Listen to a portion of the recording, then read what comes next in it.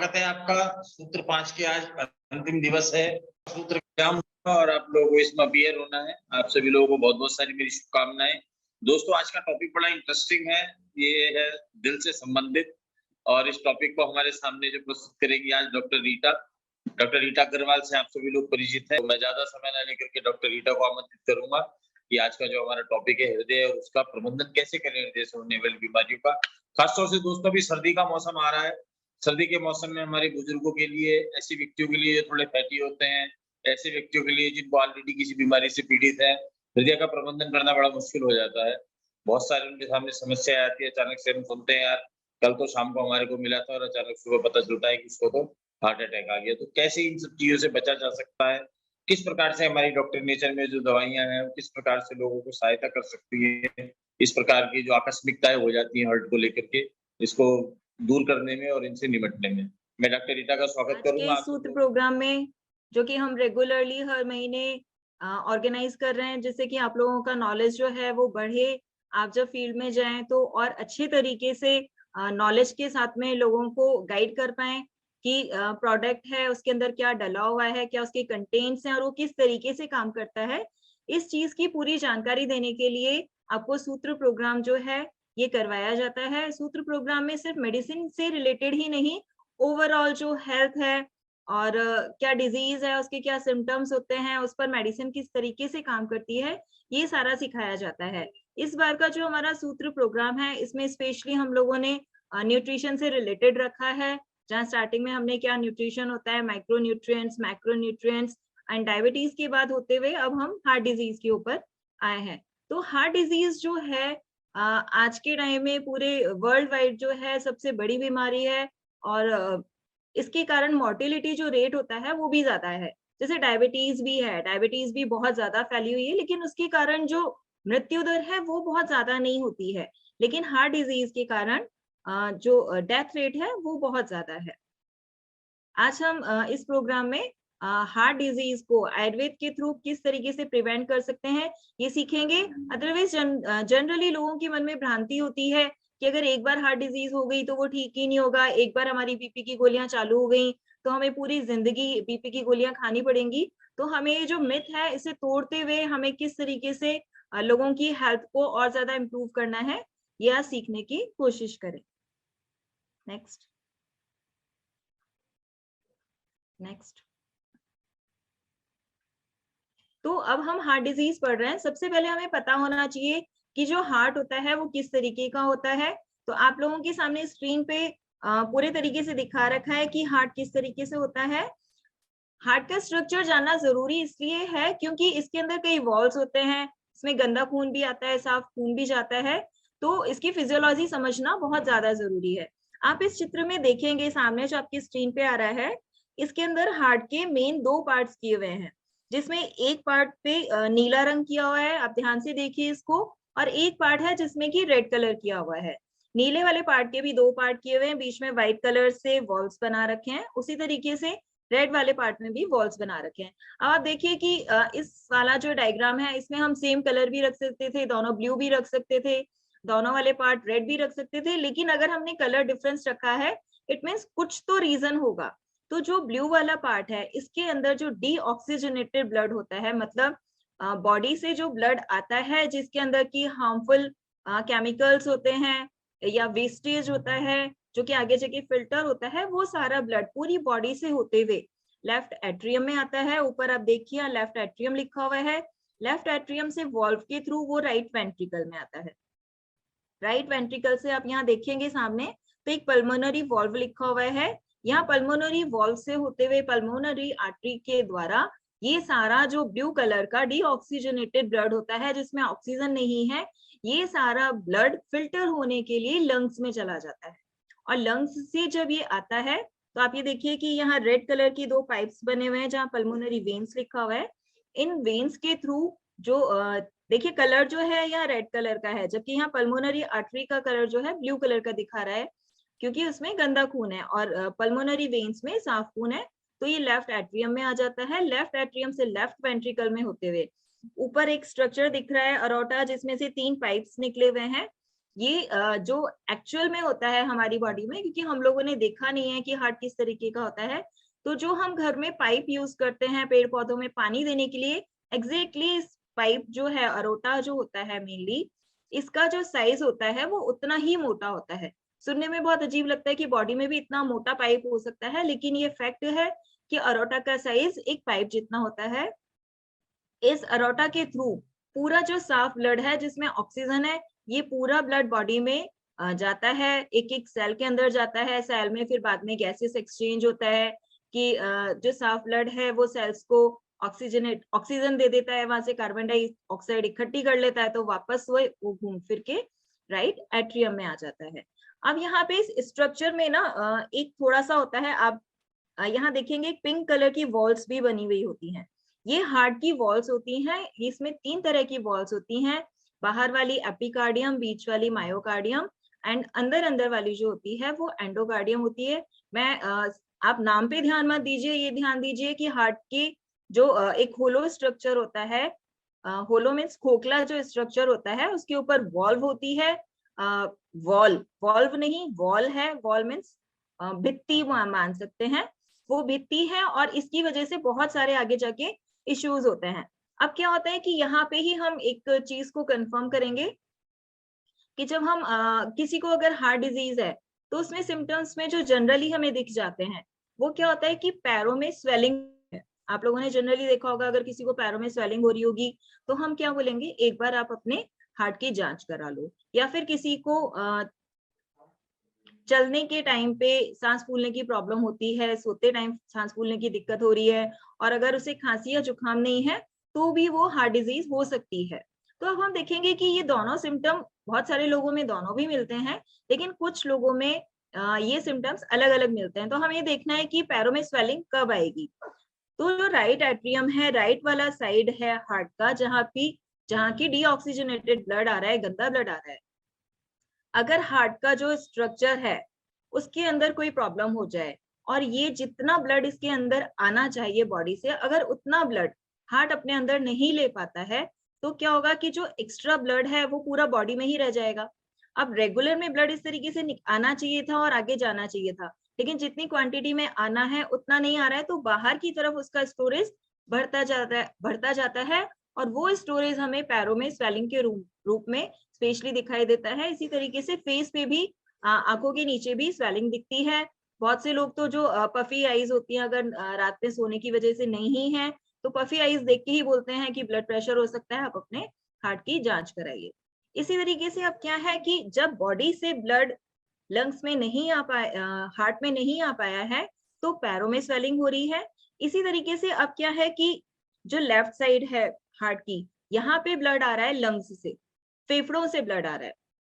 अगर किसी कारण से लंग्स से जो फेफड़ों से जो ब्लड है अगर हार्ट में नहीं आ पाता है, तो अब वो ब्लड कहाँ इकट्ठा होगा, लंग्स के अंदर इकट्ठा होगा। और जैसे जैसे लंग्स में कंजेशन होने लगेगा, ब्लड ज्यादा इकट्ठा होने लगेगा, तो उसके अंदर, लंग्स के अंदर की जो सेल्स होती हैं उसके ऊपर वो ब्लड जो है, एक्स्ट्रा ब्लड है, वो प्रेशर डालता है, और इसी वजह से हार्ट के जो पेशेंट्स होते हैं उन्हें सांस लेने की दिक्कत आती है। इसलिए अगर कभी भी आपको कोई पेशेंट बोलता है कि मुझे दमा है, सांस लेने की परेशानी है, तो आपको ये डिफरेंशिएट करना है कि सांस लेने की परेशानी लंग डिजीज की वजह से है या हार्ट डिजीज की वजह से है। उसी के अकॉर्डिंग आपको ये पूरा जो है ट्रीटमेंट करना होता है। नेक्स्ट, अब हम देखते हैं कि हार्ट जो पंप है, हार्ट, एक बार पीछे वाली स्लाइड पे जाइए वापस। हाँ, ये जो नीचे वाला है लेफ्ट वेंट्रिकल जो है, जहां से कि ब्लड पूरा बॉडी के अंदर जाता है, इसकी जो मैक्सिमम कैपेसिटी होती है, इसके अंदर एक बार में 120 जो है ml ब्लड आता है। और जब ये कॉन्ट्रैक्ट करता है, अपने आप को सिकोड़ता है, तो एक बार में इसकी खुद की कैपेसिटी 120 ml है, लेकिन ये अपने अंदर से 70 ml ब्लड को एक कॉन्ट्रैक्शन में बाहर निकालता है, मीन्स बॉडी में भेजता है। अब हम सब लोग जनरली जानते हैं कि हार्ट जो है 1 मिनट में अप्रोक्स 72 टाइम्स धड़कता है या उसके स्ट्रोक्स होते हैं। नेक्स्ट, देखिए कि जो 1 स्ट्रोक है हार्ट पंप में, उसमें 70 ml जो ब्लड निकल रहा है, और 1 मिनट के अंदर हार्ट के 72 स्ट्रोक्स होते हैं, 72 टाइम्स पंप करता है। तो अगर हम इसको मल्टीप्लाई करते हैं, कैलकुलेशन करते हैं, तो 1 मिनट के अंदर हमारा हार्ट जो है 70 मल्टीप्लाई बाय 72 करके 5040 ml ब्लड, लगभग 5 लीटर ब्लड 1 मिनट के अंदर हमारा जो हार्ट है वो फिल्टर करता है, पूरा गंदा ब्लड अपने अंदर लेके आता है और साफ ब्लड को आगे की तरफ बॉडी में भेजता है। आप देखिए कि इसकी एफिशिएंसी, इसका वर्क करना जो है, खुद के अंदर सिर्फ 120 ml आ रहा है मैक्सिमम, लेकिन 1 मिनट के अंदर ही ये 5 लीटर ब्लड को साफ करके बॉडी के अंदर भेज देता है। नेक्स्ट, अब हम देखते हैं कि हार्ट डिजीज हमें पढ़ना क्यों जरूरी है, इसके बारे में हमें जानना क्यों जरूरी है। तो जो हम बात कर रहे थे मोर्टेलिटी की, मृत्यु होने की, तो इसके कारण, हार्ट डिजीज के कारण पहले इतना मृत्यु दर नहीं था जितना बढ़ गया है। हम जब आंकड़ों की तरफ देखते हैं तो 1990 में 2.26 मिलियन जो है लोगों के हार्ट डिजीज के कारण डेथ हुई थी, लेकिन जब हम 2020 तक आते हैं, 10 साल के अंदर ही ये लगभग दुगना होके 4.77 मिलियन हो जाता है। अब देखिए कि 10 साल के अंदर ही हार्ट डिजीज जो है वो कितना ज्यादा बढ़ चुका है। इसमें हमें रीजंस में जाना पड़ेगा कि ऐसा क्या हुआ कि 10 साल में इतना ज्यादा हो गया। उसका कारण वही है कि जैसे जैसे हमें सुविधाएं मिलती गई, हमारी एक्टिविटीज कम होती गई, उसी तरीके से हार्ट डिजीज के चांसेस बढ़ते गए। इसी तरीके से है कि जो ग्रामीण एरिया है वहां पर हार्ट डिजीज का कम है, जबकि शहरी एरिया जो है वहां पर 1% से 13.2% तक जो है इसका डेथ रेट बढ़ गया है, क्योंकि शहरों में सहूलियत ज्यादा है, लोग थोड़ा भी पैदल नहीं चलना चाहते हैं, थोड़ा भी कहीं जाना होता है तो गाड़ियों का इस्तेमाल करते हैं। नेक्स्ट, अब देखिए कि हमने हमेशा से कहीं भी हार्ट डिजीज पढ़ी है तो टोटल आज के अकॉर्डिंग क्या होता है हम वो देखते हैं। आज मैं आपको टोटल प्योर आयुर्वेद क्या कहता है, किस वजह से हार्ट डिजीज होती है, आज बिल्कुल वो बताऊंगी। तो इसके लिए मैंने चरक, जो हमारी संहिता होती है, महर्षि चरक है, उन्होंने हार्ट डिजीज को लेके क्या कहा है वो मैंने आपको ये बताया है कि व्यायाम तीक्ष्ण अति विरेक बस्ती, चिंता भय त्रास गदा अतिचारः, छर्दयाम संधारण कर्षनानी हृदरोग कर्तनानी तथा अभिघातः। आपको इस तरीके से समझ नहीं आया होगा, मैं आपको एक एक वर्ड बताती हूँ। फर्स्ट वर्ड लिखा हुआ है व्यायाम। व्यायाम का दोनों तरीके हो सकते हैं। अगर आप बहुत ज्यादा एक्सरसाइज कर रहे हैं या आप बिल्कुल एक्सरसाइज नहीं कर रहे हैं तो हार्ट डिजीज हो सकती है। आप ये देखिए कि ये हजारों साल पहले लिखा हुआ है, महर्षि चरक हजारों साल पहले लिख कर गए थे ये सारी चीजें, और आज के टाइम में भी ये चीजें उतनी ही सही हैं। नेक्स्ट लिखा हुआ है तीक्ष्ण। तीक्ष्ण मतलब है ज्यादा तेज, मिर्च मसाला ऑयली फूड। अति विरेक बस्ती, जिसे बहुत, अति विरेक का मतलब है कि बहुत ज्यादा लूज मोशंस हो जाना। बस्ती में भी ये होता है, बस्ती एक आयुर्वेद की प्रक्रिया होती है, जिन्हें बहुत ज्यादा कॉन्स्टिपेशन रहता है उन्हें पंचकर्म में एक बस्ती दी जाती है। अगर वो बस्ती की क्वांटिटी बहुत ज्यादा हो जाती है, सही तरीके से नहीं दी गई है, तो उसकी वजह से भी हार्ट डिजीज होने के चांसेस बहुत ज्यादा हो जाते हैं। नेक्स्ट है चिंता, स्ट्रेस, भय, डर। बहुत बार होता है कि आप किसी चीज को देख के डर गए और आप खुद के साथ भी अपना आपने ये अनुभव किया होगा कि आप अचानक किसी चीज को देखकर डरे और आपका हार्ट बीट बहुत तेज हो गया। उसमें ये नहीं है कि आपको हार्ट डिजीज ही हो गई, कि हार्ट अटैक हो गया, कि हार्ट फेलियर हो रहा है, लेकिन हार्ट का जो फंक्शनिंग था वो बहुत ज्यादा बढ़ गया सडन डर की वजह से। नेक्स्ट है त्रास गद अतिचारः।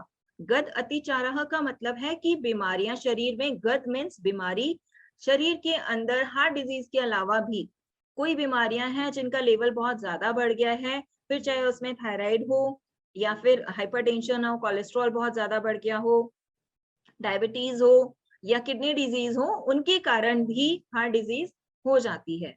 नेक्स्ट में आता है छर्दयाम। जैसे हमने आगे देखा था कि बहुत ज्यादा लूज मोशन होते हैं, अतिविरेक में था, यहाँ छर्दयाम में है कि बहुत ज्यादा अगर वॉमिटिंग होती है, बहुत ज्यादा में ये नहीं है कि 2 है 4 है, रेगुलर में, जैसे हम वमन कर्म जो कराते हैं पंचकर्म में, अगर उसके अंदर बहुत ज्यादा वॉमिटिंग हो गई है तो उसकी वजह से भी हार्ट डिजीज हो सकती है।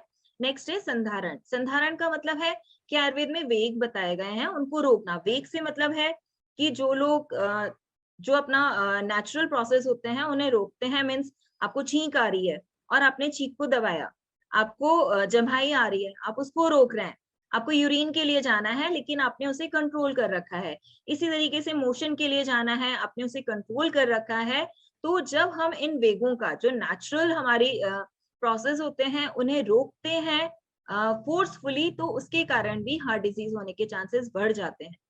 कर्शनानी, कर्शनानी का मतलब है जो लोग बहुत क्रशकाय होते हैं, जिनकी बॉडी बहुत ज्यादा वीक होती है, उन्हें भी हार्ट डिजीज हो सकती है। नेक्स्ट है कर्तनानी तथा अभिघातः। अभिघात मीन्स चोट, बॉडी में या हार्ट पे किसी तरीके की चोट हो जाए या फिर किसी भी तरीके का बैक्टीरियल या वायरल जो है। अभिघात में आयुर्वेद का, क्योंकि मैं यहाँ बताने बैठूंगी तो बहुत लंबा प्रोसेस हो जाएगा, दोनों तरीके का बताया है। चोट भी अभिघात है और बैक्टीरिया वायरल का जो इन्फेक्शन है वो भी अभिघात है, क्योंकि उन्होंने बॉडी के ऊपर अटैक किया है। तो चाहे कोई चोट लगी हो या फिर बैक्टीरिया वायरस का इन्फेक्शन हुआ हो, उसके कारण भी हार्ट डिजीज हो जाती है। ये बिल्कुल टिपिकल जो हमारे चरक महर्षि चरक हैं उन्होंने बताया है कि इन सारे रीजंस के कारण हार्ट डिजीज होती है। नेक्स्ट, अब हम देखते हैं कि अभी हम प्योर आयुर्वेद का पढ़ रहे हैं, जो टेक्स्ट में लिखा हुआ है वही हमें इन सारी चीजों को आज के हिसाब से मैच करके देखना है। तो हृदय रोग के 5 तरीके बता रखे हैं: वातिक हृदरोग, पित्तज हृदरोग, कफज हृदरोग, त्रिदोषज हृदरोग, कृमिज हृदरोग। शायद आप लोगों ने एक बार तिवारी जी के पापा जी ने, रामचरण जी ने, सर ने फर्स्ट एक सेशन लिया था जिसमें कि उन्होंने पूरा त्रिदोष, धातु, मल, मूल पूरा समझाया था। अगर किसी ने वो अटेंड किया होगा तो उन्होंने त्रिदोष के प्रकार पढ़े होंगे, वात, पित्त, कफ। एक सेशन बाद में भी कराएंगे जहां आपको पूरा त्रिदोष समझाया जाएगा। तो जिनकी वातिक प्रकृति होती है, वात बढ़ जाता है, उन्हें वातिक हृदरोग, पित्त के कारण पित्तज हृदरोग, इसी तरीके से ये हृदरोग होते हैं। लास्ट में है लिखा हुआ है कृमिज हृदरोग। यहाँ आपको कंफ्यूज नहीं होना है कि कौन सा वर्म है या कौन सा कीड़ा है जिसके कारण हृदरोग होता है। इसका डिटेल अगर मैं आपको आगे समझाऊंगी कि कृमिज के कारण किस तरीके से हृदरोग होता है। अब है वातिक हृदरोग। वातिक हृदरोग में हमें कैसे पता चलेगा कि क्या सिम्टम्स होते हैं? इसमें होता है हृदय में शून्यता। शून्यता मीन्स नंबनेस, सूनापन लगना। एक होता है ना वर्ड हम बोलते हैं कि अजीब सा लग रहा है, कुछ समझ नहीं आ रहा, माइंड बिल्कुल थॉटलेस हो चुका है, हार्ट में कोई फीलिंग नहीं है या चीटियां चलने जैसी सी फीलिंग होती है, दैट इज हृदय में शून्यता, द्रवता। शुष्कता मीन्स है, क्योंकि वात जो होती है उसका गुण होता है कि वो किसी भी चीज को सुखा देती है। जैसे हवा ज्यादा तेज चलती है, आपने गीले कपड़े डाले हुए हैं तो वो जल्दी सूख जाते हैं। सेम है शुष्कता। आपको मैंने स्टार्टिंग में बोला था कि हार्ट की जो वॉल्स हैं, 3 तरह की वॉल्स थी, उनका जो साइज होता है, उनकी जो मोटाई होती है, उस मोटाई को ये वातिक हृदरोग में, उसमें जो मोटाई होती है वो कम हो जाती है। उसका आगे क्या इम्पैक्ट होगा वो हम आगे देखेंगे। भेदवत पीड़ा, भेद मीन्स किसी को निडल चुभाते हैं, सुई चुभोते हैं, उस तरीके की, भेदन करना, उस तरीके की पीड़ा जो होती है वातिक हृदरोग में होती है। स्तंभ होता है और मोह होता है। मोह मीन्स थोड़ा सा चक्कर आने जैसा लगता है। पित्तज हृदरोग में होता है आंखों के आगे अंधेरा छाना। चक्कर आना एक अलग है, एक होता है बैठे बैठे ऐसा लगता है कि आंखों के आगे बिल्कुल धुंधला सा छा गया, अंधेरा सा छा गया। पेशेंट आपको बताएगा कि सडन मैं चलता हूँ, अचानक मुझे ऐसा लगता है कि आंखों के आगे अंधेरा छा गया। वो बहुत कम सेकेंड्स के लिए होता है और उसके बाद वो मेरा ठीक हो जाता है। आप ये सारे सिम्टम्स को ध्यान से देखिए, किसी ना किसी पेशेंट में आपको ये इस तरीके के सिम्टम्स मिल जाएंगे। शरीर में दहा होना, गर्मी ज्यादा लगना, जैसे हार्ट अटैक जब आता है उसमें हम देखते हैं कि पसीना पसीना हो जाता है, बॉडी गर्म हो जाती है, तो वो पित्तज हृदरोग के कारण होता है। मुंह, मुंह में सेम है, हल्का चक्कर आना, त्रास, बेचैनी होना, ताप की वृद्धि। जहां हमने देखा शरीर में दाह है तो वो ताप की वृद्धि ही होगी। ज्वर और शरीर का, ज्वर मीन्स बुखार हो जाना, शरीर का गर्म लगना। और है शरीर का पीत वर्ण हो जाना। पीत वर्ण में ये नहीं है कि वो बिल्कुल पीला हो जाएगा, लेकिन जो हार्ट होता, ब्लड होता है, ब्लड को जो कलर देता है वो उसमें हीमोग्लोबिन तो है ही, लेकिन जब हम आयुर्वेद की दृष्टि से देखते हैं तो एक तरह का पित्त होता है, रंजक पित्त, वो जो ब्लड होता है उसे रेड कलर देता है। लेकिन क्योंकि यहाँ पे पित्तज हृदरोग में पित्त की दुष्टि होती है, तो वो जो उसका नेचुरल रेड कलर होता है उसे वो कम कर देता है। एग्जैक्टली पीतवर्ण नहीं होगा, आपको ये नहीं सोचना है कि किसी को अगर पीलिया हो गया है, पीलिया में ही नाखून पीले होते हैं या आइस पीली होती हैं, तो उसको पित्त रोग होगा, लेकिन आपको डिफ्रेंशिएट करना होगा। जैसे हल्का सा साइनोसिस भी होता है जब प्योर इम्प्योर ब्लड मिल जाते हैं, तो नाखून के किनारे हैं, लिप्स के किनारे हैं, वो हल्के से नीले पीले से दिखने लग जाते हैं। नेक्स्ट, कफज हृदरोग। कफज हृदरोग में होता है कि हृदय जकड़ा हुआ और भारी प्रतीत होता है। आप देखेंगे, आपने सुना भी होगा कि कुछ लोग कहते हैं कि शरीर हार्ट वाली साइड पे बिल्कुल इतना भारीपन लग रहा है, बहुत ज्यादा। अब ऐसा तो है नहीं ना कि हार्ट जो है उसका वजन बढ़ गया है, उसमें सिर्फ ये होता है कि उसके अंदर कफ ज्यादा बढ़ जाता है, उसकी वजह से भारीपन लगने लग जाता है।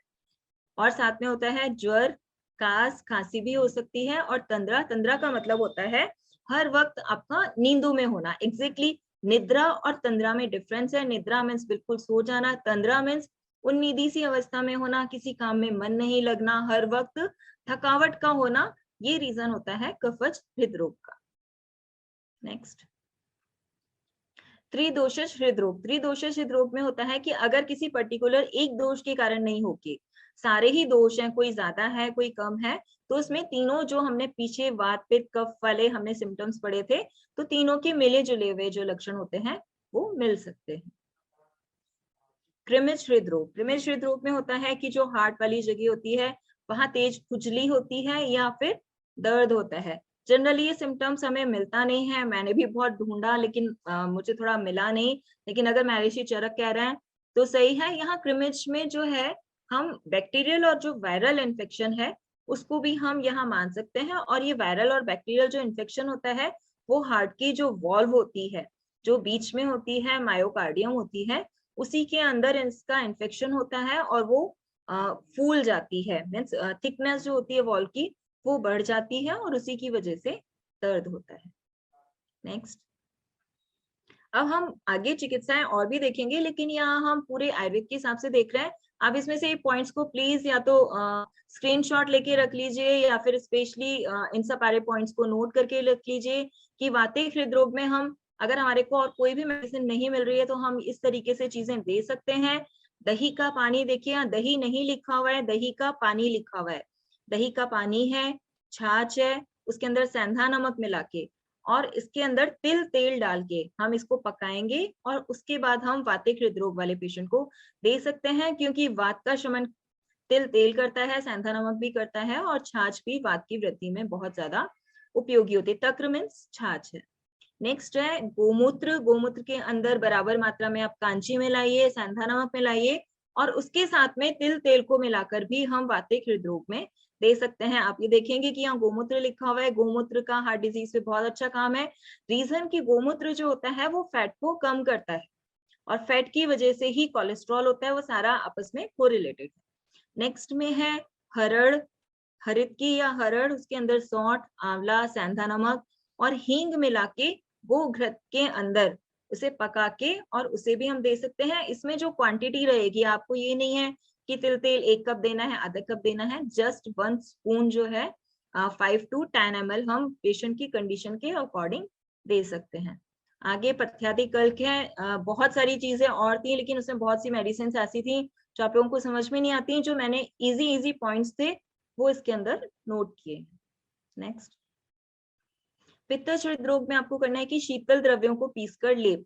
अगर किसी को बहुत ज्यादा हार्ट वाले रीजन में बहुत ज्यादा बेचैनी हो रही है, टेम्परेचर बढ़ गया है, घबराहट हो रही है, तो आपको शीतल द्रव्यों में आपका चंदन भी आता है। चंदन को पीसकर आप वहां पर लेप कर देंगे तो पेशेंट को आराम आ जाता है। इसी तरीके से शीतल द्रव्यों के क्वाथ से परिशेचन। परिशेचन मीन्स फाउंटेन जैसा सा होता है ना, इस तरीके से ऐसे कोई आपने क्वाथ बना लिया, शीतल द्रव्यों को उसको ठंडा कर लिया है और चलनी के अंदर से डाल के धीरे धीरे से हार्ट के ऊपर आप इसको परिसेचन कर सकते हैं। नेक्स्ट में है मुनक्का, मिश्री, मधु मतलब शहद और फालसा। राजस्थान में तो बहुत इजीली फालसा जो फ्रूट है वो अवेलेबल है। आप लोग पूरे इंडिया से हैं तो मुझे आइडिया नहीं है। तो फालसा एक फ्रूट होता है, छोटा बेर जैसा सा होता है, लेकिन कलर जो है वो उसका पर्पल कलर का होता है। तो इन चारों को मिलाकर भी हम पित्तज हृदरोग में दे सकते हैं। इसके अलावा मुलट्ठी है, कुटकी है, उन दोनों को बराबर की मात्रा में मिलाकर मिश्री के शरबत में घोल के दे सकते हैं। उसके अलावा जो जितने मीठे फल होते हैं, खट्टा फल नहीं है पित्तज हृदरोग में। पित्तज हृदरोग में हम मीठे फलों का रस दे सकते हैं, जूस दे सकते हैं, और गन्ने का रस भी पित्तज हृदरोग में अच्छा काम करता है। लेकिन जब आप इन सब चीजों को सेलेक्ट करेंगे तो साथ में आपको देखना है कि ऐसा ना हो कि डायबिटीज भी है पेशेंट को और आपने गन्ने का जूस दे दिया कि पित्तज हृदरोग से मिलते हुए हमें सिम्टम्स दिख रहे हैं तो हम उसे गन्ने का रस दे दें। नहीं, आपको सारी चीजें कोरिलेट करके ही मेडिसिन देनी होती है। नेक्स्ट, कफज हृदरोग में हमें देना है शमी धान्य। अब देखिए, दो तरह के धान्य होते हैं, एक शमी धान्य, एक शूक धान्य। शमी मीन्स होती है फली और शूक मीन्स होता है जिसमें तिनका होता है, जैसे गेहूं है, ज्यादा मुझे आइडिया नहीं है, गेहूं है, चावल है, जिनके की फली जो जहाँ पे उसका दाना होता है उसके आगे तिनके लगे हुए होते हैं, लंबी सी चोंच टाइप बना हुआ आता है कुछ, वो बना हुआ आता है, तो वो हमें नहीं लेना है। इट मीन्स शूक धान्य के लिए हम मना किया है, कफज हृदरोग में दिया है शमी धान्य फली वाले मीन्स आप मूंग ले सकते हैं, मोठ ले सकते हैं, बाजरा ले सकते हैं, इस तरीके के सोयाबीन ले सकते हैं। इन सारी चीजों का यूज मीन्स सूप बना के जौ की रोटी के साथ में आप खिलाएंगे तो कफज हृदरोग में फायदा करता है। यहाँ बिल्कुल शूक धान्य के लिए मना किया हुआ है, इसलिए हार्ट डिजीज वाले पेशेंट को हम मिस्सा आटा खाने के लिए बोलते हैं, मल्टीग्रेन आटा खाने के लिए बोलते हैं, और उसे बोलते हैं कि गेहूं जो है जितना कम से कम यूज करो उतना ज्यादा अच्छा होता है। इसके आगे है पीपल। पीपल मीन्स पीपल का पेड़ नहीं है, पिपली जो आती है, छोटी पीपल जो आती है, खांसी वगैरह में भी हम उसे काम में लेते हैं। तो पीपल, सौंठ, हरड़, पुष्कर मूल के पाउडर को गोमूत्र के साथ में मिलाकर देना चाहिए। शिलाजीत, च्यवनप्राश, ब्राह्मी रसायन, आमल की रसायन, इन सभी को हम कफज हृदरोग में दे सकते हैं। नेक्स्ट, त्रिदोषित हृदरोग की चिकित्सा में जो त्रिदोष के लिए हितकारी आहार और विहार है, थोड़ा टाइपिंग मिस्टेक हो गया है, जो त्रिदोष के लिए हितकारी आहार और विहार होते हैं, मीन्स जो त्रिदोष का नाश करेंगे उस तरीके का खाना पीना और हमारी एक्टिविटीज करनी चाहिए। नेक्स्ट, कृमिज हृदरोग में है लंघन, पाचन और कृमिनाशक औषधियों का सेवन है, क्योंकि कृमि के कारण हो रहा है इसीलिए कृमिनाशक औषधियों का सेवन किया जाता है। इसमें एंटीबैक्टीरियल और एंटीवायरल मेडिसिन दी जाती हैं। अब हम आते हैं, जो हो सकता है ये वाला टॉपिक आपको बहुत ज्यादा समझ नहीं आया हो, जो नॉर्मल टर्म्स हमारी होती हैं कि किस तरीके के आज का मॉडर्न जो है एलोपैथ है वो हार्ट डिजीज को कितने तरीके का बताता है। यहाँ जो पॉइंट्स लिखे हुए हैं इसके अलावा भी हार्ट डिजीज बहुत तरीके की होती हैं, देखिए मैंने सारी वही ली हैं जो बहुत कॉमन होती हैं। इसमें फर्स्ट आता है blood vessel disease such as CHD, chronic heart coronary heart disease, जो हार्ट को सप्लाई करने वाली आर्टरी होती है, कोरोनरी आर्टरी, उसकी वजह से जो हार्ट डिजीज होती है दैट इज CHD।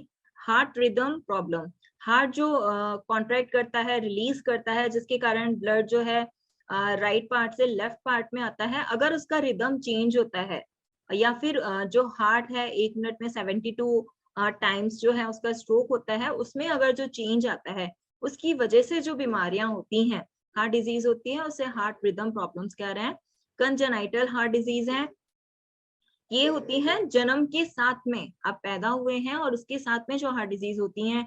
इसमें जनरली जो होता है हार्ट के जैसे 4 चैम्बर्स होते हैं, उनमें से किसी चैम्बर का छोटा होना या बड़ा होना, और उनके बीच में जो सेप्टम है, वॉल्व जो है, उन वॉल्व का प्रॉपर तरीके से जो उसका साइज होना चाहिए वो साइज नहीं होना, या राइट और लेफ्ट जो हार्ट होता है, क्योंकि प्योर इम्प्योर ब्लड है दोनों साइड में, एक साइड में राइट साइड में इम्प्योर है, लेफ्ट साइड में प्योर ब्लड है, तो अगर उन दोनों के बीच में छेद होगा तो प्योर इम्प्योर ब्लड्स जो हैं वापस में मिल जाएंगे। तो ये सारी जो प्रॉब्लम्स होती हैं हार्ट के अंदर छेद होना, वो सारी जन्म से ही होती हैं, जन्म के बाद में नहीं होती हैं।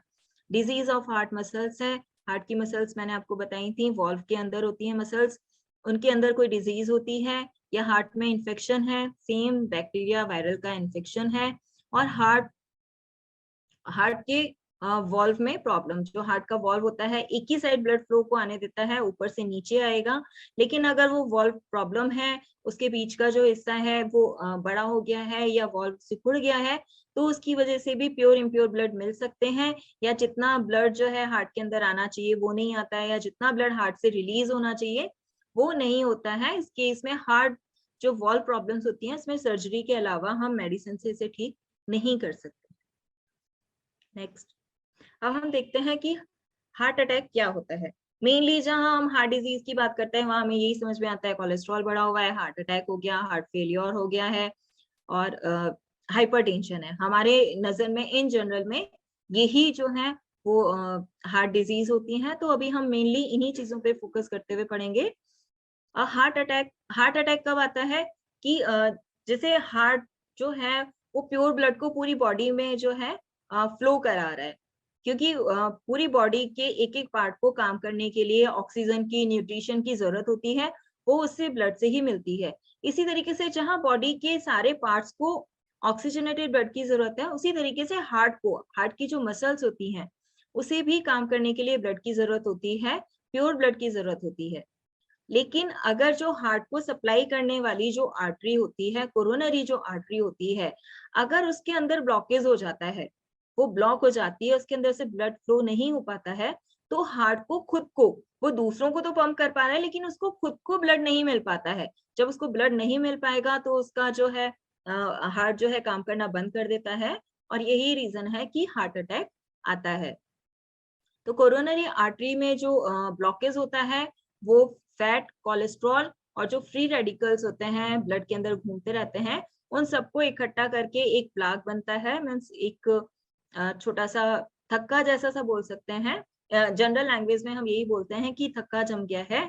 उससे वो उसका ब्लॉकेज को कर देता है। पहले ब्लॉकेज कम होता है, धीरे धीरे करके ये ब्लॉकेज जो है वो बढ़ता जाता है। जब ब्लॉकेज 90% से ज्यादा हो जाता है तो आपको ये हार्ट अटैक आने के चांसेस बढ़ जाते हैं। नेक्स्ट, अब हम देखते हैं कि स्टेजेस ऑफ ब्लॉकेज। देखिए इसमें फर्स्ट जो है हेल्दी आर्टरी बता रखी है कि पूरा जो ट्यूब है वो खुला हुआ है, उसके अंदर से पूरा ब्लड इजीली जा रहा है। सेकंड जो इसके नीचे है वहां आप देखेंगे तो थोड़ा ऊपर और नीचे की साइड पे येलोइश पार्ट होता जा रहा है, क्योंकि यहाँ पर प्लाक जो है वो बनना स्टार्ट हो चुका है। आप देखिए कि अब स्टार्टिंग में जो आगे की तरफ है वहां प्रॉपर ब्लड का फ्लो है, बाद में प्रॉपर ब्लड का फ्लो है, लेकिन बीच वाला जो हिस्सा है यहाँ पर ब्लड का फ्लो जो है वो कम हो गया है। थर्ड वाले में ब्लड का फ्लो और भी कम हो गया है। फोर्थ वाले में क्या है कि ऊपर और नीचे जो ये प्लाक हो रखा था ये आपस में मिल जाता है। इसके ऊपर एक झिल्ली होती है, वो जैसे ही आपस में मिलते हैं वो झिल्ली फट जाती है और इसके अंदर का जो मटेरियल था वो जो झिल्ली से ढका हुआ था वो जैसे ही ब्लड के कांटेक्ट में आता है वो बिल्कुल एकदम प्योर थक्का जमा देता है, जिससे कि ब्लड की सप्लाई पूरी तरीके से रुक जाती है। अब ये हम देखते हैं कि स्टेजेस ऑफ ब्लॉकेज है। फर्स्ट में पूरा खुला हुआ है, सेकंड में, थर्ड में, फोर्थ में जाके 100% ब्लॉकेज हो गया है। तो हमें कैसे पता चलेगा कि हार्ट में ब्लॉकेज हो रहा है, क्योंकि आप हर बार एंजियोग्राफी तो करा नहीं सकते हैं कि एंजियोग्राफी से हम देखें कि हार्ट ब्लॉकेजेस हैं वो किस तरीके से हैं। इसको पता करने का क्या तरीका है? तो हार्ट में ब्लॉकेजेस हैं इसे पता करने का कोई तरीका नहीं होता है एंजियोग्राफी के अलावा। अब नॉर्मल पर्सन रोज जाके एंजियोग्राफी नहीं करा सकता है। तो जो ब्लॉकेज है वो आपको बॉडी में कब सिम्टम देने लगता है? जब आपका ये ब्लॉकेज बढ़ते हुए 70% तक ये ब्लॉकेज पहुंच जाता है, तब आपको दौड़ते वक्त सांस फूलने लगता है। आपके लिए दौड़ना, जहां आप पहले 500 मीटर तक इजीली दौड़ लेते थे, वहां अब 100 मीटर दौड़ने में ही आपको अब हांफने लगते हैं। ये एक आपका वार्निंग साइन होता है, क्या अभी तक ठीक था, अभी मेरे को अचानक से हांफना क्यों आने लगा है। इट मीन्स आपका दौड़ने पे जब हो रहा है 70% ब्लॉकेज हो चुका है। जब 80% ब्लॉकेज आता है तो जो सीढ़ियां आप बहुत आराम से ऊपर नीचे चढ़ लेते थे, वो सीढ़ियां चढ़ने उतरने में भी आपको परेशानी होने लगती है। 2 मंजिल का घर था, आप क्या कहेंगे, यार पहले तो मैं बहुत आराम से सीढ़ियां चढ़ के चला जाता था, अब तो बिल्कुल पकड़ पकड़ के जाना पड़ता है, नहीं तो लिफ्ट का इंतजार करना पड़ता है कि लिफ्ट आएगी और फिर मैं ऊपर जाऊंगा। तो अगर आपको सीढ़ियां ऊपर नीचे चढ़ने में परेशानी होने लगी है, इट मीन्स ब्लॉकेज का जो लेवल है वो 80% जा रहा है। फिर होता है 90% ब्लॉकेज। 90% ब्लॉकेज होने के बाद आपको नॉर्मल, फर्स्ट में था हम भाग नहीं पा रहे हैं, सेकंड में सीढ़ियां ऊपर नीचे नहीं हो पा रहे हैं, लेकिन 90% ब्लॉकेज होते ही आपका जो नॉर्मल रूटीन होता है, आप घर में भी चलते फिरते हैं, थोड़ा भी नॉर्मल प्लेन जो होता है उस पे भी आप चलते हैं तो आपको थकान होने लगती है। ये वार्निंग साइन है कि 90% ब्लॉकेज हो चुका है। आप अलर्ट हो जाइए, प्रॉपर अपना ट्रीटमेंट कराइए। लेकिन यहाँ तक आके 90% पे आके भी अगर आप इस चीज को बिल्कुल नेग्लेक्ट कर देते हैं तो ब्लॉकेज 100% हो जाता है। 100% ब्लॉकेज होने के बाद हार्ट अटैक आता है। आप देखिए कि लोग क्या कहते हैं, प्रीतम जी ने स्टार्टिंग में ही एक बात कही थी कि हार्ट डिजीज में क्या पता चलेगा, अरे यार कल तो उससे मिला था, आज पता चल रहा है कि हार्ट अटैक हो गया, कैसे हुआ ये? क्योंकि कोई हमें पहले पता ही नहीं चला, यार उससे कल तो मेरी फ़ोन पे बात हुई थी, आज वो रहा ही नहीं, या आज वो हॉस्पिटल में एडमिट है, या उसकी एंजियोप्लास्टी हुई है आज, आपको ऐसा बाईपास सर्जरी हुई है। ये कॉमन चीज़ें हैं जो कि आपने अपने डेली रूटीन में सुना हुआ होगा, कि इस तरीके से जो है वो चीज़ें हो गई हैं।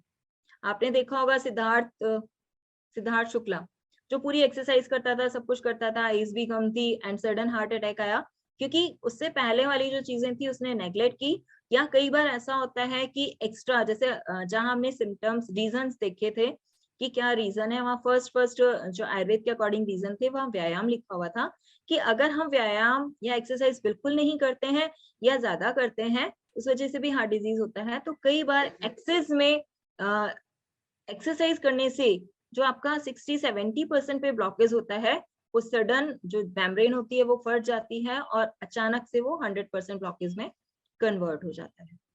नेक्स्ट देखिए, यहाँ ट्रांसफर सेक्शन में जो है वो आर्टरीज दिखा रखी हैं। फर्स्ट वाले में इजीली पूरी आर्टरी खुली हुई है, सेकंड वाले में बीच में ल्यूमन जो है, छेद जो है वो छोटा हो गया है, थर्ड वाले में आप देखिए कि ब्लड फ्लो बिल्कुल बंद जैसा सा हो गया है।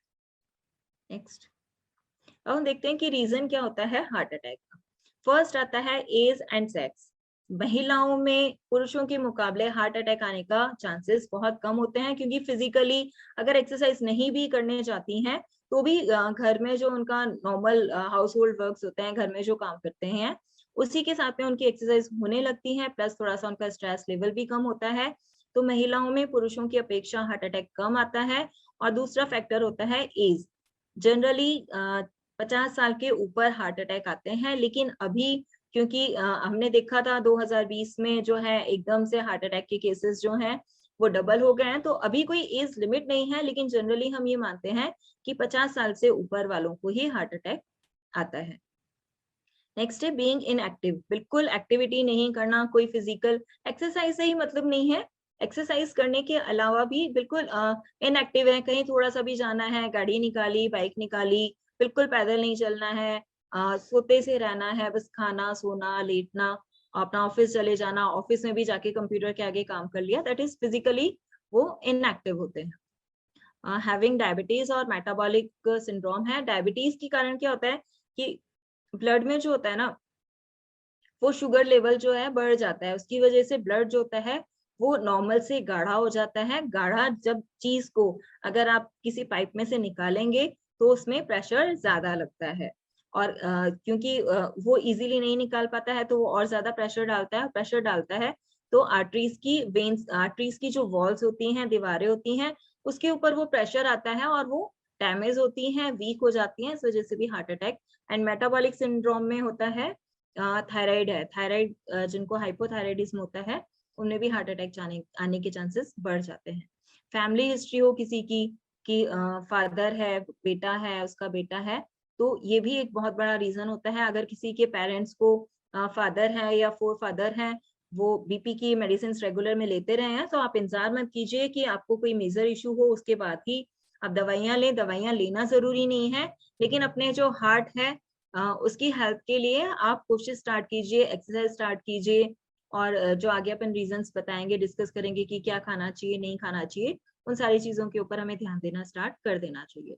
नेक्स्ट होता है जेनेटिक होता है, फादर मदर किसी को भी नहीं है, लेकिन जब फ्यूजन होता है स्पर्म ओवा का, उस वक्त के जीन्स अगर चेंज हो जाते हैं, हल्का सा भी किसी एक जीन में चेंज हो जाता है, तो उसकी वजह से भी ये जेनेटिकली हार्ट डिजीज होने के चांसेस बढ़ जाते हैं।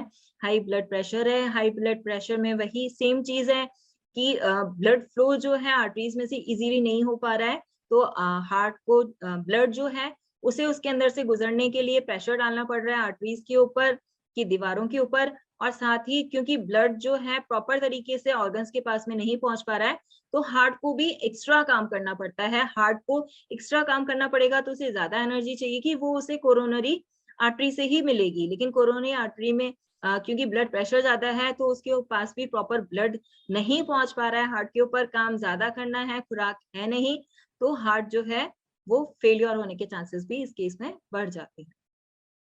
हाई लेवल ऑफ एचडीएल, दो तरह के कोलेस्ट्रॉल होते हैं, एचडीएल एंड एलडीएल कोलेस्ट्रॉल होता है। एचडीएल जो है बैड कोलेस्ट्रॉल होता है, अगर उसका लेवल बॉडी ब्लड में बढ़ जाता है या एचडीएल का लेवल जो है कम हो जाता है, उसकी वजह से भी हार्ट अटैक होता है। ओबेसिटी है, ओबेसिटी में सेम रीजन है। ओबेसिटी की वजह, ओबेसिटी कब होगी? जब आप इनएक्टिव हैं या हाइपोथायराइडिज्म है, डायबिटीज है, ये सारी चीजें आपस में कोरिलेट की हुई होती हैं और ओबेसिटी की वजह से ही जो ये एचडीएल कोलेस्ट्रॉल है, बैड कोलेस्ट्रॉल है, ये बढ़ जाता है और हार्ट अटैक के चांसेस बढ़ जाते हैं। स्मोकिंग है, स्मोक करते हैं तो जो उसमें टोबैको के पार्टिकल्स होते हैं, निकोटिन होता है, वो जाके जो आर्टरीज की वॉल्स होता है उसके ऊपर चिपक जाता है और जब वो चिपक जाता है उसकी वॉल्स को डैमेज करता है, खुरदरा बनाता है और जो जब वो खुरदरी हो जाती है तो उनके पास में जो कोलेस्ट्रॉल है, एचडीएल कोलेस्ट्रॉल है, वो वहां जाके ज्यादा चिपक पाता है। स्ट्रेस है, स्ट्रेस लेवल ज्यादा होने से हार्मोन्स चेंज हो जाते हैं, हार्मोन चेंज होने के बाद इंसान ज्यादा खाता है, ज्यादा सोचता है, तो उसकी वजह से भी हार्ट अटैक हो सकता है। सिम्टम्स क्या होते हैं हार्ट अटैक आने के? हार्ट अटैक आने का फर्स्ट सिम्टम होता है चेस्ट पेन या डिस्कम्फर्ट। अब ये चेस्ट पेन जो है ना, कई बार गैस की वजह से भी होता है, कई बार एसिडिटी की वजह से भी होता है और हार्ट अटैक की वजह से का प्री सिम्टम भी है। तो आपको डिफरेंशिएट करना पड़ेगा कि जो चेस्ट में पेन हो रहा है वो किस तरीके का हो रहा है। तो जो एसिडिटी का पेन होता है वो पिन पॉइंट पेन होता है, मतलब एक ही जगह पे पेन होगा, पूरे हार्ट में नहीं होगा। लेकिन जो हार्ट अटैक का प्री सिम्टम में जो चेस्ट पेन होता है वो सिर्फ एक जगह पे नहीं होगा, हार्ट वाला जो पूरा रीजन होता है वहां पे जो है पेन होता है। और उसके अलावा वो पेन जो है क्योंकि हार्ट जो है हमारी बॉडी के लेफ्ट साइड में होता है, तो ये पेन जो है आपके लेफ्ट हैंड में भी जा सकता है, शोल्डर की तरफ, कंधे की तरफ जा सकता है, गर्दन की तरफ जा सकता है। अगर ज्यादा मेजर हार्ट अटैक है तो ये जो आपको पेन है ये दोनों हाथों में भी हो सकता है और साथ में गर्दन के साथ में जो हमारा निचला जबड़ा होता है इस तक में पेन आ सकता है। फीलिंग वीक जो है, कमजोरी महसूस होती है। कमजोरी महसूस होने का कारण ये होता है कि जो हमने स्टार्टिंग में देखा था कि ब्लड जो है पंप होता है 72 टाइम्स एक मिनट में, स्ट्रोक होता है। अगर वो स्ट्रोक उतना नहीं हो पा रहा है और जितना जो 70 ml एक स्ट्रोक में ब्लड रिलीज होना चाहिए वो उतना ब्लड रिलीज नहीं हो पा रहा है, तो जो बॉडी होती है उसको फ्रेश ब्लड नहीं मिल पाएगा। जब फ्रेश ब्लड की बॉडी के अंदर कमी हो जाएगी तो जो हमारे ऑर्गन्स होते हैं उनकी वर्क एफिशिएंसी भी कम हो जाती है। इसी की वजह से हमें वीकनेस लगती है। इनडायरेक्टली वीकनेस होने का रीजन ये होता है। जब फेंट भी हो सकते हैं। फेंट कब होंगे? फेंट मीन्स बेहोश होना। जब जैसे हम बाकी पार्ट्स का बात कर रहे हैं कि वीकनेस, उनको प्रॉपर ब्लड नहीं मिल पाता है, तो सेम इसी तरीके से होता है कि जो हमारा ब्रेन है, ब्रेन के अंदर भी प्रॉपर ब्लड की सप्लाई नहीं हो पाती है, तो ब्रेन जो है हमारा काम करना धीरे धीरे कम करता है और बेहोश हो जाता है, पसीने पसीने आने लगता है। नेक्स्ट में सारे वही पॉइंट्स लिखे हुए हैं जो मैंने बोल दिया है कि डिस्कम्फर्ट है, जबड़े में है, गर्दन में है, पीठ पे हो सकता है, एक हाथ में हो सकता है, दोनों हाथ में हो सकता है। नेक्स्ट है shortness of breath. Shortness of breath किस लिए होगी? वहां हमने स्टार्टिंग में बात की थी कि जो हार्ट का जो कॉन्ट्रेक्शन है, उसके हार्ट का कॉन्ट्रेक्शन जब डिस्टर्ब हो रहा है, हार्ट के अंदर लेफ्ट साइड वाला जो पार्ट है उसके अंदर लंग्स से पूरा ब्लड नहीं आ पा रहा है, तो वो पूरा की पूरा ब्लड जो है वो लंग्स में, फेफड़ों के अंदर ही इकट्ठा है और वहां की जो सेल्स हैं, कोशिकाएं हैं, उनके ऊपर प्रेशर दे रहा है। उसकी वजह से हार्ट को एक्स्ट्रा काम करना पड़ता है, लेकिन हार्ट को नहीं, लंग्स को करना पड़ता है, लेकिन क्योंकि उसके पास ऑक्सीजन की कमी हो गई है तो उसी वजह से वो छोटी छोटी करके सांसें लेने में आती है, शॉर्टनेस ऑफ ब्रेथ होती है, सांस लेने में तकलीफ होने लगती है।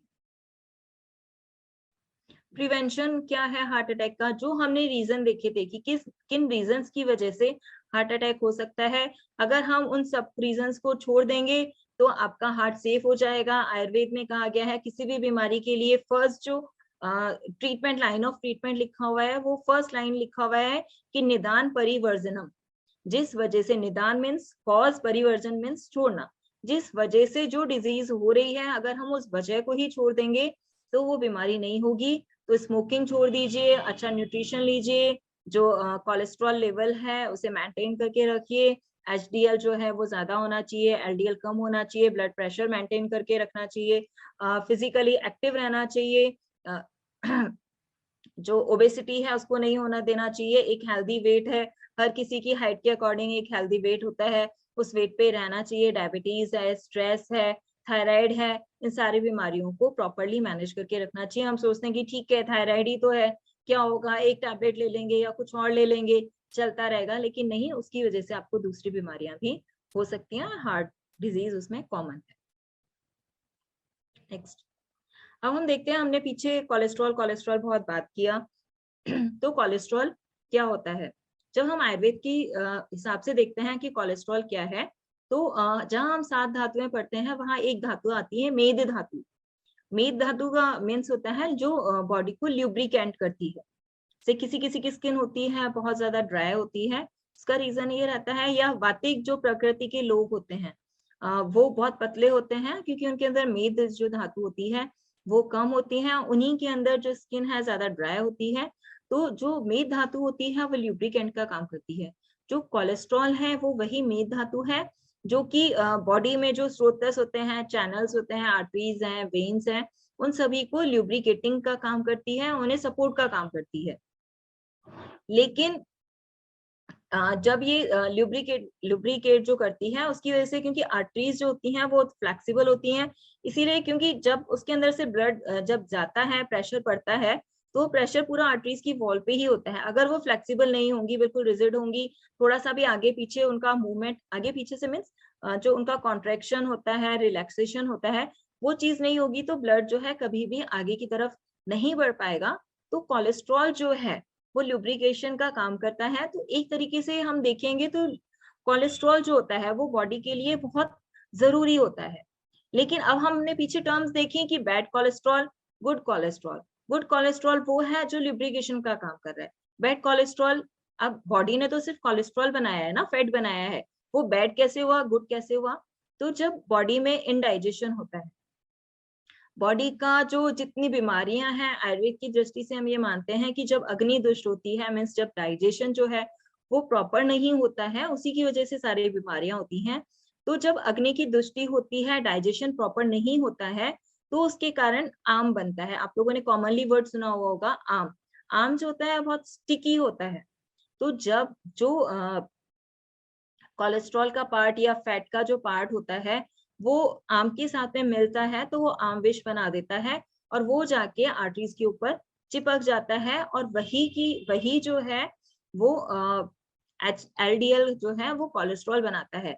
आम बहुत स्टिकी होते हैं, आप लोगों ने सुना होगा, बहुत सारे लोग आपको शिकायत भी करते होंगे कि फ्रेश होते हैं तो आम निकलता है ना? तो वो आम वही है। इनडाइजेशन, अनडाइजेस्टेड जो फूड है, जो कि अग्नि के या जो हमारा डाइजेशन के डिस्टर्ब होने की वजह से बनता है, वो अनडाइजेस्टेड पार्ट जब फैट के साथ में मिलता है, कोलेस्ट्रॉल के साथ में मिलता है, तो वही जो है एचडीएल कोलेस्ट्रॉल बनाता है। नेक्स्ट, क्या हमने अभी देख लिया, 2 तरीके का है, एलडीएल है, लो डेंसिटी कोलेस्ट्रॉल है, जो कि आर्टरीज की वॉल्स को, जो उसका फ्लेक्सिबिलिटी होती है उसको हार्ड कर देता है, फ्लेक्सिबिलिटी को खत्म करता है, और अंदर जो जम के उसका जो पैसेज है, रास्ता है, उसको छोटा कर देता है। और एचडीएल जो गुड कोलेस्ट्रॉल होता है वो इसको समझाता है कि नहीं भाई, ये इसको ठीक रहने दो, आर्टरीज को नॉर्मल वर्क करने दो, तो उसको पकड़ पकड़ के लेके जाता है और लीवर तक लेके जाता है। क्योंकि फैट को जितना डिसॉल्व करने का काम होता है, या फैट का जो डाइजेशन करने का काम होता है, वो लीवर करता है। लीवर करता है, लीवर के ऊपर ही गॉल ब्लैडर से आने वाली जो बाइल डक्ट होती है वो होती है।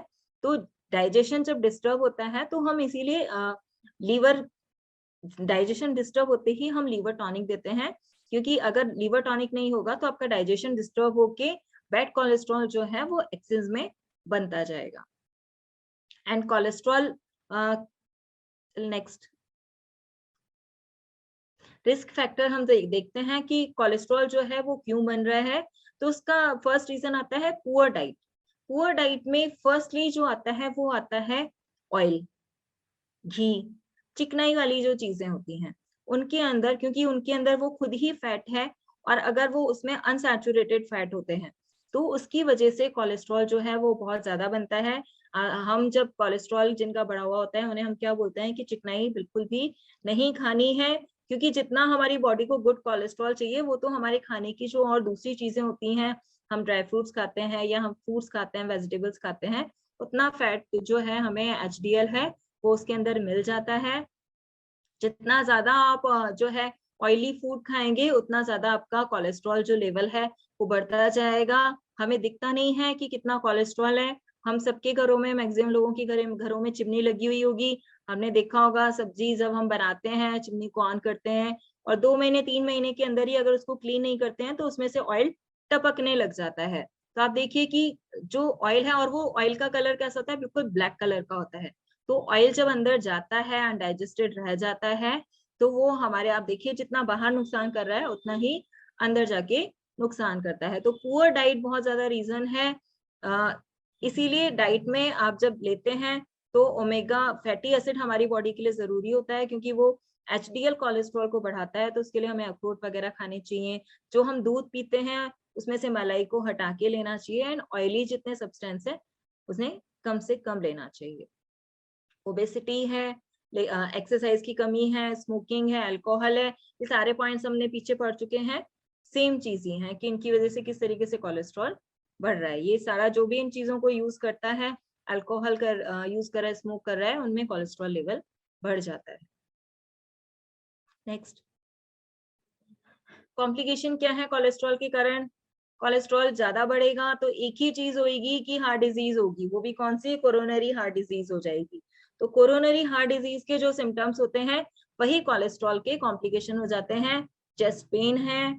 चेस्ट पेन क्यों हो रहा है? क्योंकि हार्ट को जो है प्रॉपर ब्लड नहीं मिल पा रहा है और हार्ट अटैक हो रहा है। और यही जो कोलेस्ट्रॉल है वो ब्रेन को जो सप्लाई करने वाली आर्टरीज हैं वहां जा रहा है, तो ब्रेन को भी प्रॉपर ब्लड नहीं मिल पा रहा है।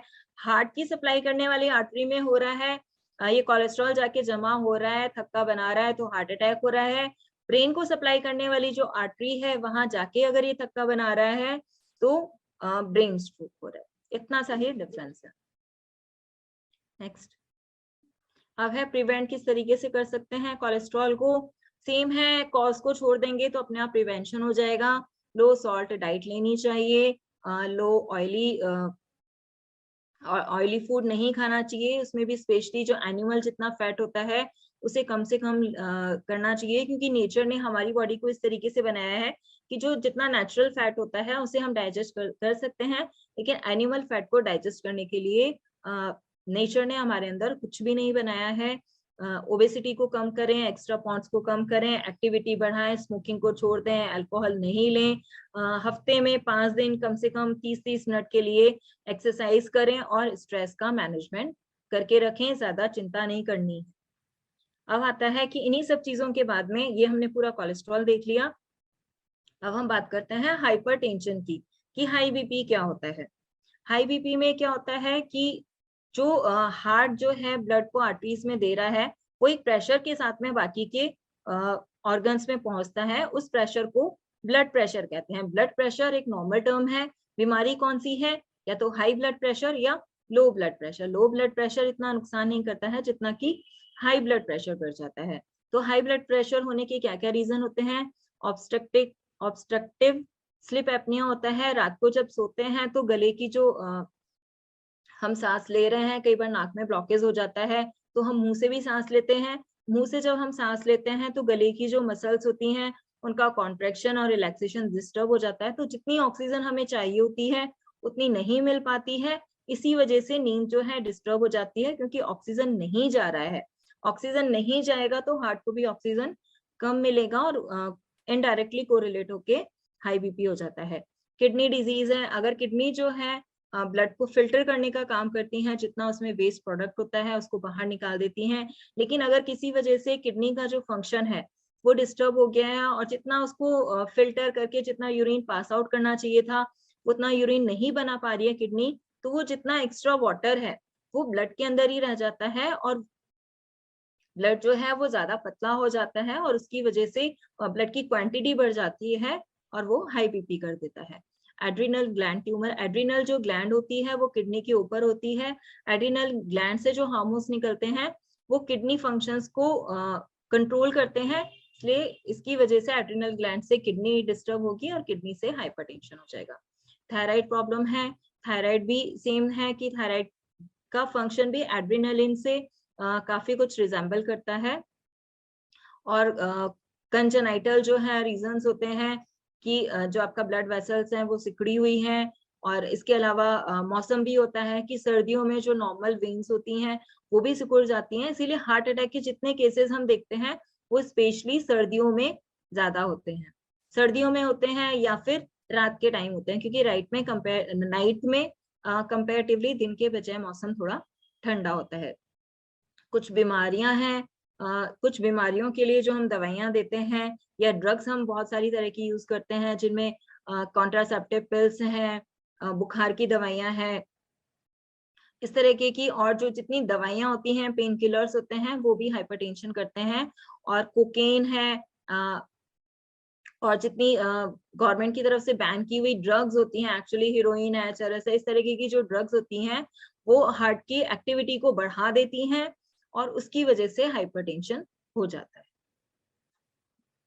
हम देखते हैं कि हार्ट को अब हमने देख लिया कि मेन जो बीमारियां थी वो हमने सारी देख ली हैं, कि जो हमें इन जनरल देखने को मिलती हैं। बीमारियां बहुत सारी तरीके की हैं, हम सारी कवर नहीं कर सकते हैं, तो हमें देखना है कि हेल्दी हार्ट को हेल्दी रखने के लिए हमें क्या डाइट में रखना चाहिए। सिट्रस फ्रूट हैं, खट्टे जो फल होते हैं उन्हें हमें खाना चाहिए। जो नॉनवेज खाते हैं उन्हें साल्मन फिश खाना चाहिए। कद्दू के बीज हैं, बीन्स हैं, पालक है, बेरीज हैं, बेरीज स्पेशली बहुत ज्यादा फायदा करती हैं। अमरैंथ है, काजू है, सॉरी पिस्ता है, गाजर है, टमाटर है, ब्रोकली है, चिया सीड, फ्लैक्स सीड, इसलिए हम लोग फ्लैक्स सीड हमारा कैप्सूल भी चलता है।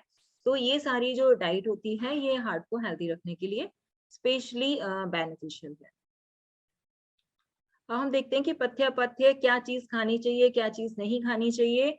तो वीट, ब्राउन राइस, बार्ले ये हम यूज कर सकते हैं, लेकिन रिफाइंड जो सैरल्स हैं वो हमें अवॉइड करने चाहिए। फ्रूट्स में है एप्पल, चेरीज, ब्लैकबेरीज, मतलब जो नॉर्मल हमारा फ्रूट है वो हम खा सकते हैं, लेकिन जितना भी पैकेज्ड फ्रूट है वो हमें नहीं खाना चाहिए। वेजिटेबल्स, नॉर्मल वेजिटेबल आप कुछ भी खाइए, लेकिन केन पैक्ड जो है वेजिटेबल्स वो अवॉइड करनी चाहिए। दालें हैं, किसी भी तरीके की जो दाल होती है वो हमारी बॉडी में किसी भी तरह की बीमारी नहीं करती है, जब तक कि यूरिक एसिड या पेन वगैरह वो अलग चीज हो जाती है। तो हार्ट से रिलेटेड में जो दालें हैं वो नुकसान नहीं करती हैं। दूध जो है वो लो फैट मिल्क यूज करना चाहिए, फुल फैट मिल्क जो है, चीज है, वो काम में नहीं लेना चाहिए।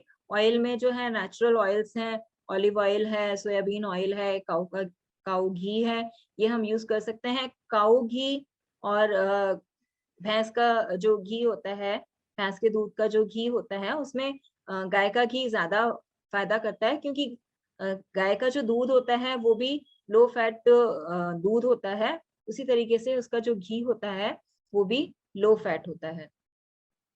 और जो हम इधर देखते हैं तो पाम ऑयल, कोकोनट ऑयल और हाइड्रोजनेटेड ऑयल्स मीन्स वनस्पति जितने भी घी होते हैं वो सारे के सारे हमें काम में नहीं लेने चाहिए। नेक्स्ट,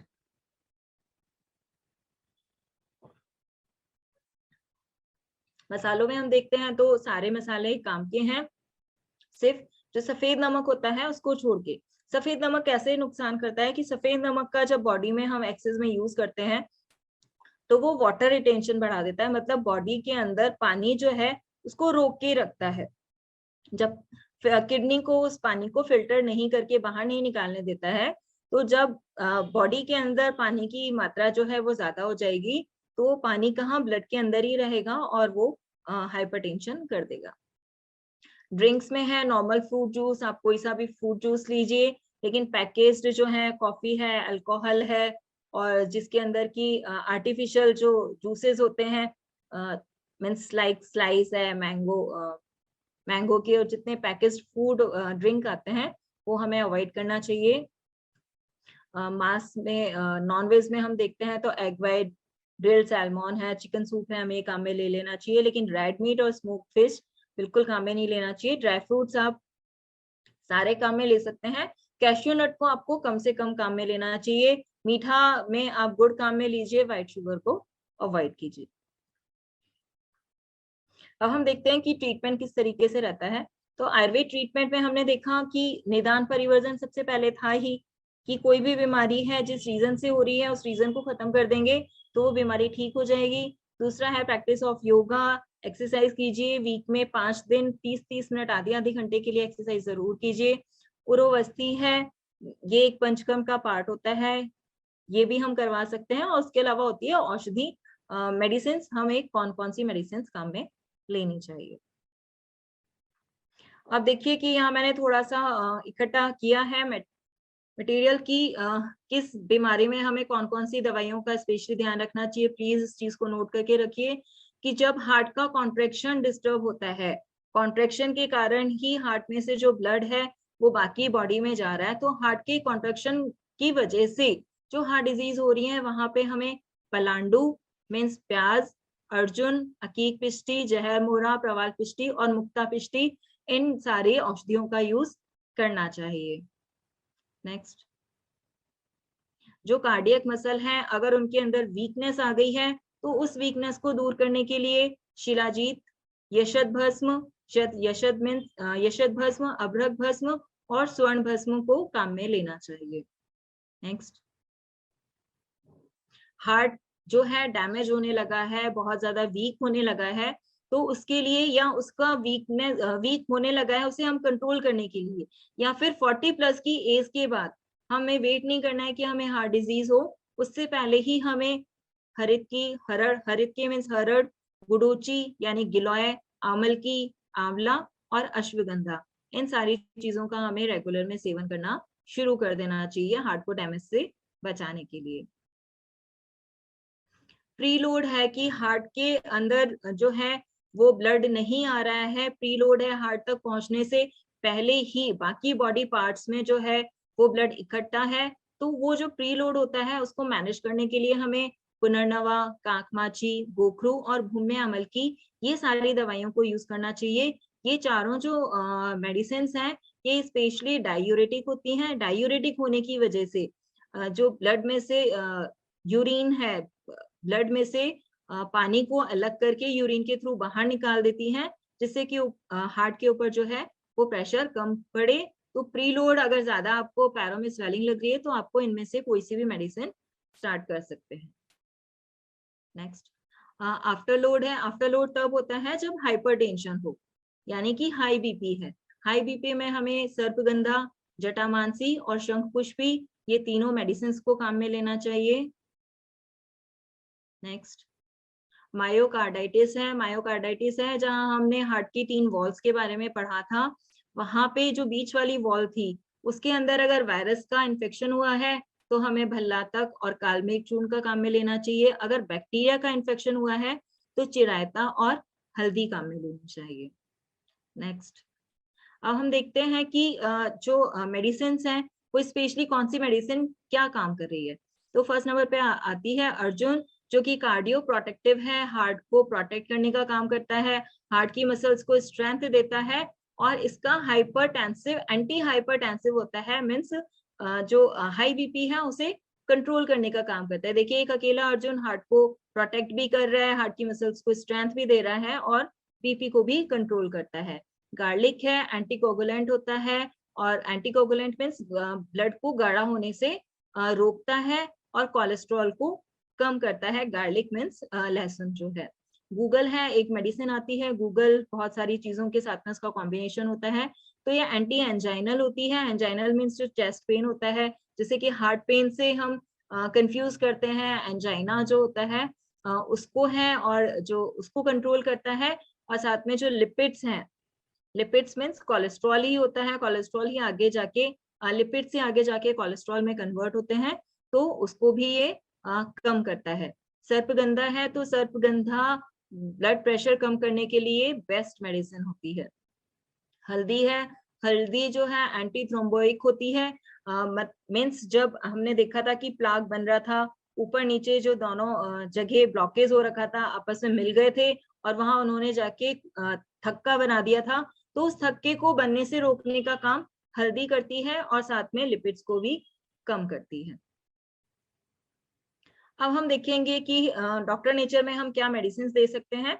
तो सबसे पहले आता है इसमें BP9 कैप्सूल। अब आप देखिए इसके इंग्रेडिएंट्स पे प्लीज ध्यान दीजिए। मैंने पीछे जितनी आपको मेडिसिन का नाम बताया, एक एक मेडिसिन का कि कौन सी मेडिसिन किस तरीके से काम करती है, तो वो सारी मेडिसिन आपको जहां हम अलग अलग मेडिसिन यूज कर रहे थे वहां पे हमें एक ही कैप्सूल के अंदर ये सारी मेडिसिन मिल गई हैं। इसके इंग्रेडिएंट्स क्या, इसके अंदर क्या मिला हुआ है, तो हम देखते हैं। इसके अंदर अर्जुन है, गूगल है, इसके अंदर गार्लिक है, अश्वगंधा है, मुलेठी है, गिलोय है, आंवला है, सर्पगंधा, शंखपुष्पी। आप देखेंगे कि इसके अंदर ये पूरे जो 9 ड्रग्स मिली हुई हैं, ये 9 की 9 दवाइयों के नाम हमने पीछे पढ़े हैं अलग अलग तरीके से कि कौन सा किस तरीके से काम में आता है। तो हार्ट डिजीज के अंदर BP9 कैप्सूल बहुत ज्यादा अच्छा काम करता है।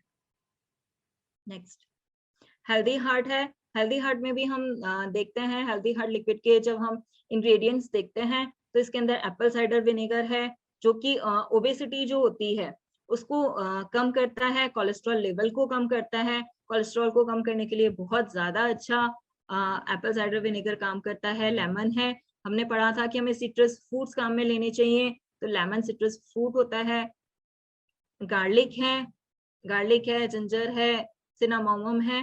तो ये सारी की सारी जो ड्रग्स हैं ये हेल्दी हार्ट के अंदर मिली हुई है।